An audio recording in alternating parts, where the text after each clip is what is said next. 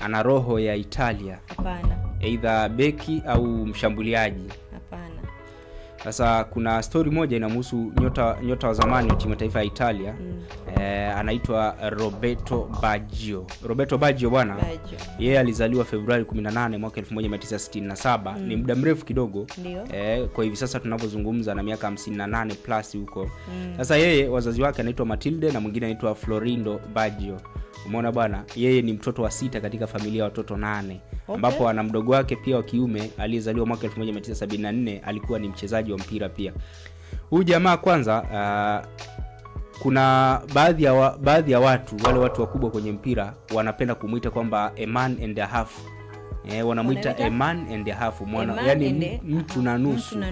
Na kuna jamaa mmoja alikuwa rais wa UEFA anaitwa Michel Platini, yeye alisema kwamba huyu jamaa ni number 9 and a half, yani ni namba 9 na nusu. Namba 9 na nusu kwa sababu gani? Ana uwezo wa kucheza kama mshambuliaji, alikuwa na uwezo wa kucheza kama mshambuliaji. Lakini pia alikuwa na uwezo wa kucheza nyuma ya mshambuliaji tena kwa ufanisi mkubwa kweli. Huyu nani anaitwa nani? Roberto Baggio. Lakini huyu jamaa alikuwa anafahamika kwa uwezo wake. Alikuwa na uwezo wa kupiga chenga, yani ana utambuzi akiwa uwanjani, kwa maana yuko makini muda wote, yupo kwenye mchezo. Ndio. Sio yupo kwenye mchezo alafu muda mwingine unawaza mambo ya nje ya uwanja. Alikuwa na uwezo mkubwa wa kufunga, alikuwa ni mshambuliaji ambaye anaweza akacheza winga kushoto, winga kulia, namba 10 au hata kiungo. Lakini pia alikuwa anapendelea ile free role playing, kwa maana ile nafasi ambayo tunasema kwamba yeye anakuwa huru kuzunguka uwanja mzima au kuzunguka sehemu kubwa ya uwanja, na yeye unakuwa unampunguzia ile majukumu ya kukaba. Kama unaona pale Young Africans kuna muda huo unamtumia Max Nzengeli, anakuwa free, anaenda anarudi. Simba wanamtumia Joshua Mutale kwenye mechi za hivi karibuni. Yani anakuwa kwenye winga hii unamuona, lakini sio kwamba ndo anasimama huko. Yeye unamuona anazunguka kwenye eneo la namba 10, namba 8, winga ya kulia, winga ya kushoto, anacheza free roll. Umeona? Sasa huyo jamaa pia alikuwa ni mtu maarufu sana, yani au alikuwa vizuri sana kwenye kutengeneza nafasi. Anaitwa Roberto Baggio huyu. Na kwa nini nimekutajia huyu jamaa ambaye alizaliwa mwaka 67? Ni kwamba huyu jamaa bwana amezaliwa sehemu moja inaitwa Caldono huko nchini Italia. Na maeneo ambayo alikuwa anacheza ndio hivyo nimekuambia, alikuwa anacheza kama mshambuliaji lakini pia kama kiungo mshambuliaji. Na amecheza timu nyingi ikiwemo Caldono tangu akiwa mdogo. Akacheza timu moja inaitwa Vicenza, amecheza Fiorentina, amecheza Juventus, lakini pia amecheza AC Milan, Bologna, Inter Milan pamoja na timu moja inaitwa Brescia. Na ni mshindi wa Ballon d'Or, tuzo ya Ballon d'Or kwa mwaka 1993. Alishinda Ballon d'Or mwaka huo. Na huyu jamaa bwana, story yake mwaka 93 alishinda tuzo ya Ballon d'Or. Huyu jamaa bwana, kwanza kwa upande wa timu ya taifa ya Italia, yeye alikuwa anapendelea kuvaa jezi namba 10.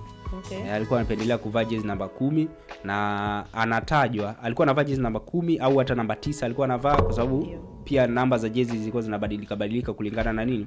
Kulingana na mechi, lakini pia kulingana na muda. Sasa huyu jamaa ni mfungaji bora wa muda wote kwa upande wa timu ya taifa ya Italia kwenye kombe la dunia. Unajua kwenye kombe la dunia bana, mfungaji bora wa muda wote anaitwa Miroslav Klose ambaye ni raia wa Ujerumani, ana mabao 16 mpaka hivi sasa. Lakini mchezaji mwingine ni anayefuata ni Ronaldo Nazario de Lima ambaye ana mabao 15. Rekodi yake ilidumu sana mpaka ikavunjwa mwaka 2014 na Miroslav Klose. Sasa yeye ana mabao 9. Amefunga mabao 9 kwenye michuano ya kombe la dunia na ana rekodi ya kufunga katika michuano mitatu tofauti mfululizo ya kombe la dunia, kwa maana mwaka 90, mwaka 94 pamoja na mwaka 98 alifunga magoli katika michuano ile ya kombe la dunia.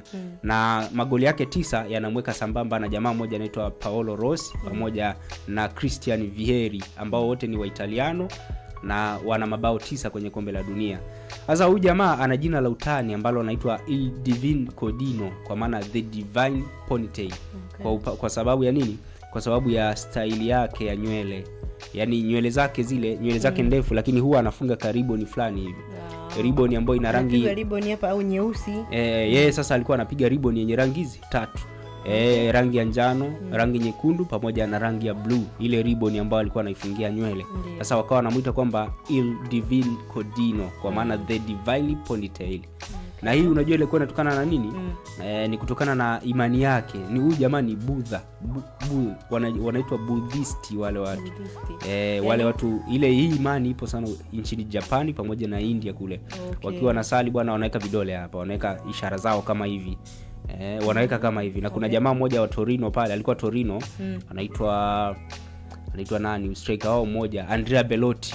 Na yeye ana imani, akifunga goli anashangilia, anaweka ishara ya kuabudu kama wale Buddhism wanavyoabudu. Sasa bwana huyu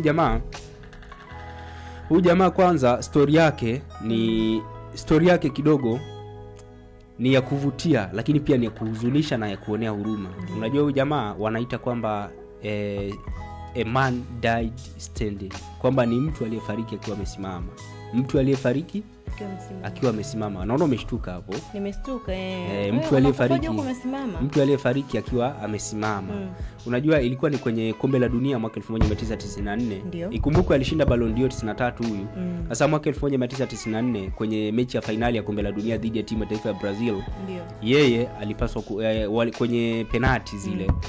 Wamepiga penalti, wameenda. Sasa yeye alipaswa penalti yake ambayo alikuwa anapiga, alipaswa afunge ili aweze kuipa ubingwa timu ya taifa ya Italia. Sasa ile penalti yake alikosa. Umeona bwana? Sasa alivyokosa penalti yake, timu ya taifa ya Brazil ikashinda. Umeona? Ikatoa ubingwa wa mwaka 1994 ambao ilichezwa kule nchini Marekani. Sasa kutokana na hicho kitu, huyu jamaa alibaki amesimama pale alipocheza ile penalti, akabaki amesimama pale kwa muda wa dakika 8. Unaweza kuhesabu dakika 8 ukiwa umetulia umesimama. Dakika 8 alikosa. Ile penalti alikosa. Sasa alisimama vipi? Mpira ukawa ndo mpira umeshaondoka, yani haujaenda nyavuni. Yani mpira dakika 8 hizo, yani yeye amesimama huko. Amesimama tu. Kikosi kingine kile kinaendelea na nini? Watu wanashangilia ubingwa kule Brazil. Yeye haelewi. Ndio maana hiyo kauli sasa, ndio maana wanasema kwamba amekufa akiwa amesimama, Roberto Baggio. Na yeye mara kadhaa amekuja kusimulia hili tukio. Anasema kwamba alikufa akiwa amesimama, na hilo tukio ndio watu pia wakalitemu kwamba dakika 8 ama sekunde 8, dakika 8. Unajua ni mambo ya kawaida. Na kumbuka hata Andres Iniesta wakati anaaga Barcelona mwaka 2018, anaondoka Barcelona anaenda kule Japan.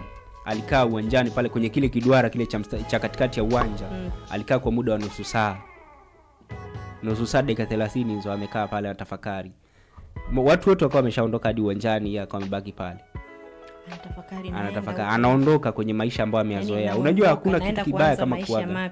Umeona sasa sijui yakoje. Sasa huyu jamaa alikosa penalti ambayo ingewapa ubingwa timu ya taifa ya Italia, na ungekuwa ni ubingwa wao wa 4 kipindi hicho. Kwa sababu walikuja kushinda tena 2006 ndio kwa ubingwa wa 4. Sasa wangeshinda ubingwa ule kwa penalti yake ambayo alikosa, na akawa amesimama pale, akabaki amesimama kwa muda wa dakika 8. Na ndio kitu ambacho watu wanatemu kwamba alikufa akiwa amesimama. Huyu ni nani? Roberto Baggio. Lakini pia Roberto Baggio huyu yeye binafsi yeye bwana ni mtu ambaye anaamini katika dini ya Buddhism kama nilivyokueleza. Na hiyo inatokana na nini unajua? Hiyo inatokana alibadilika. Alikuwa ni Roman Catholic. Sasa maana yake nini? Sasa hiyo ni ishara zao zile ni ishara zao. Zamani alikuwa ni mtu wa Roman Catholic. Ndiyo. Lakini mwaka 1985 alipata majeraha ambayo yalitishia uhai wa karia yake ya mpira. Kwa hiyo ikabidi sasa abadili dini, na kwenye kubadili kwake dini akawa anajiunga na akawa anaenda kwenye maombi, akawa anaombewa. Na unajua imani tena. Akaamini kwamba imemsaidia, na mpaka leo hii jamaa ni Buddhist. Na ni maarufu sana kule nchini Japan kutokana na yeye kuwa Buddhist kwa maana ni dhehebu ambalo linafanania na wapi? Buddhist kwa hapa Tanzania sidhani kama wapo watu. Kama wapo labda watakuwa wale Wahindi wale, unakuta kwenye mazishi yao ndio ile mtu akifa anachoma moto. No, kwenye mazishi yao si ndio wale wanaochoma moto watu. Wale wa India akifa anachoma moto, majivu yanaenda kutupwa baharini. Kwa hiyo ndio kitu kama hicho. Kwa sasa huyu jamaa alibadilisha dini, alibadilisha dhehebu mwaka 1985 baada ya kupata majeraha ambayo yalitishia maisha yake ya soka. Akaamua kubadilisha kutoka Roman Catholic kwenda kwenye Buddhism. Na huyu jamaa bwana ni kwenye autobiography yake ameita Una porta nel cielo, aliandika mwaka 1000 iliandikwa mwaka 2001 Una porta nel cielo, kwa maana a door in the sky, au unaweza kusema a goal in the sky. A door in the sky au a goal in the sky. Unaelewa hapo Kwa hiyo ndo autobiography yake, na autobiography yake ilikuja kushinda tuzo ya kitabu bora cha mwaka, na hiyo tuzo ilitolewa mwaka 2002 pale nchini Italia. Iliitwa Best Football Book of the Year. Hiyo ilikuwa ni mwaka 2002. Na kwenye autobiography yake anaelezea career yake, kwa maana soka lake tangu alianza kucheza, alipofika, ameelezea enzi za utotoni, namna ambavyo alikuwa anaishi maisha yake ya utotoni. Dini yake, na ukumbuka alitoka kwenye Roman Catholic akaenda kwenye Buddhism. Ameelezea pia maisha yake binafsi, maisha ya mahusiano, kila kitu amekielezea pale. Lakini kwenye kitabu chake My Autobiography, ambayo inaitwa nini? Una porta nel cielo. Na hivi ndio vitabu ambavyo watu wanaelezea maisha yao, na katika maisha yao bwana, watu wanaelezea vitu vingi na siri nyingi zinakuwa zinajulikana. Autobiography kutokana na maisha yako unaelezea kitu ambacho unataka kuandika. Lakini pia huyu jamaa ukumbuke ni mtu mkubwa sana, na kama nilivyokuambia, na watu wengi wanamtem kama mmoja kati ya wachezaji bora zaidi kuwahi kutokea kwenye historia ya nchini Italia. Ukumbuke pia ameshawahi kushinda hadi tuzo ya Ballon d'Or. Kwa hiyo mmoja kati ya watu ambao waliandika vitabu kwenye autobiography ya Gigi Buffon, ambaye alikuwa ni goalkeeper timu ya taifa ya Italia kwa muda mrefu. Buffon yeye aliandika kwamba kwenye autobiography yake ambayo ameita numero 1, kwa maana namba 1, yeye alikuwa ni goalkeeper ukumbuke, kwa ameita kitabu chake numero 1 kwa maana namba 1. Sasa yeye anasema kwamba yeye huyu ni most skillful player, yani kwamba ni mchezaji mwenye kipaji zaidi ambaye ameshawahi kucheza naye au ameshawahi kukutana naye. Lakini mwaka 1994 ni kurudisha huko nyuma, ni kwamba kocha wa timu ya taifa ya Italia ambaye alikuwa anaitwa Arrigo Sacchi, ambaye ndo alienda naye kwenye kombe la dunia, alimpa majukumu kwamba wewe bwana utakuwa mshambuliaji wangu. Na kwenye hiyo nafasi ya ushambuliaji alikuwa kama anaingia anatoka, ndipo yakazaliwa maneno mengine. Alikuwa anamtumia, anamuita kama maneuvering forward, kwa maana forward ambaye ni mchakarikaji na anaweza kufanya mambo muda wowote ule. Kwa hiyo ndipo ikazaliwa ile falsafa wanasema false 9. Nadhani kwa wale watu wa mpira wanaelewa mtu ambaye anacheza majukumu ya false 9 anachezaje. Mwayombo huwa anasema kwamba namba 9 kivuli, unakumbuka Kwa hiyo anakuwa kama mshambuliaji, kumbe sio mshambuliaji. Ndicho kitu ambacho kocha Arrigo Sacchi alimpa majukumu hayo Roberto Baggio kwenye kombe la dunia mwaka 1994. Lakini pia kuna wachezaji wengine kama Alessandro Del Piero. Yeye anasema kwamba wachezaji bora zaidi ambao alishawahi kucheza nao au alishawahi kucheza dhidi yao ni Roberto Baggio pamoja na Zinedine Zidane, kwa maana hao ndio wachezaji bora zaidi ambao alishawahi kucheza nao au kukutana nao kwenye uchezaji wake wa mpira. Na huyu jamaa ni shabiki wa timu moja kule nchini Argentina inaitwa Boca Juniors, na anasema kwamba anaipenda kwa sababu ya ile atmosphere ya uwanjani pale kwenye uwanja wa La Bombonera. Ipo siku nitakupa story yake hapo ya La Bombonera, uwanja ambao hauna viti.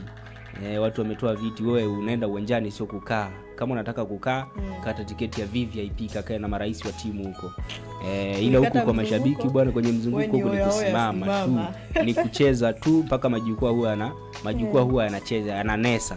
Kila msimu ukiisha wanafanyia ukarabati kwa ajili ya kuimarisha zaidi uwanja wa La Bombonera. Viti hamna. Pale sio sehemu ya kukaa. Unaona kama pale KMC pale yale mabenchi yale. Sasa viwanja ndio viko vile, kwamba kwa ajili ya kuhakikisha kwamba wa nyuma anaona na wa mwisho wa mbele anakuwa yuko chini kidogo. Sasa huyu jamaa pia anafahamu lugha ya Kihispaniola pamoja na Kiitaliano vizuri.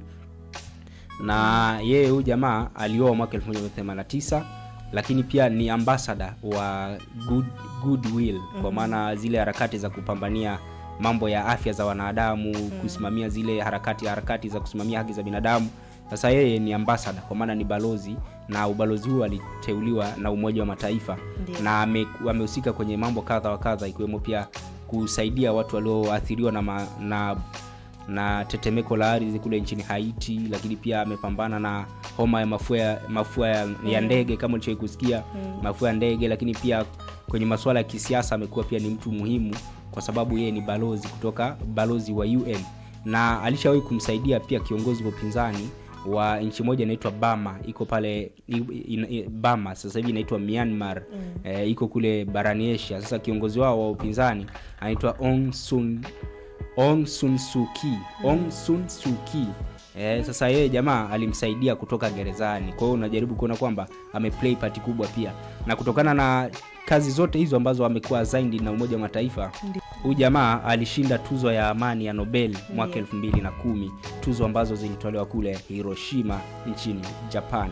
Lakini pia ni ambassador, alishawahi kuwa pia ambassador wa kampuni ya kutengeneza vifaa vya michezo ya Diadora, ambao ndio itahusika kwenye utengenezaji wa jezi za Simba msimu ujao.